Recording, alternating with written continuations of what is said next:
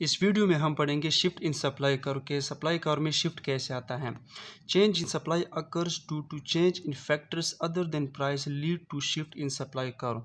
इसका मतलब ये है कि सप्लाई कर्व में जब शिफ्ट आता है तो वो प्राइस की वजह से नहीं, वो प्राइस के अलावा कोई ऐसे और फैक्टर्स होते हैं जिसमें जब अगर चेंज आ जाए तो क्या होता है कि सप्लाई कर्व में शिफ्ट आता है।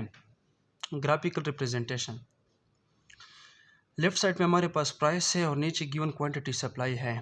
ठीक है, प्राइस हमारे पास $10 है तो तभी हम क्वांटिटी सप्लाई 20 कर देते हैं। ठीक है, लेकिन जब कोई और factor for example government policies हो गई या कोई कंपनी गोल्स हो गए या वेदर चेंजेस, लोगों की डिमांड बढ़ गई, तो उसकी वजह से जब सप्लाई कर्व चेंज हो जाता है from left to right word, तो तभी हमारे पास क्या होता है कि जो सप्लाई होती है वो 20 से 40 पे आ जाती है।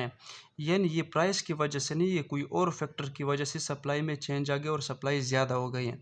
ये लेफ़्ट साइड पे भी शिफ्ट हो सकता है। अगर कोई अनफेवरेबल चेंजेस कोई फैक्टर्स में हो जाए तो तभी हमारे पास ये वो जो कर्व है सप्लाई कर्व, ये लेफ़्ट आउट शिफ्ट हो जाएगा। जब लेफ़्ट आउट शिफ्ट हो जाएगा तो प्राइस वही होगा लेकिन जो सप्लाई होगी वो कम हो जाएगी।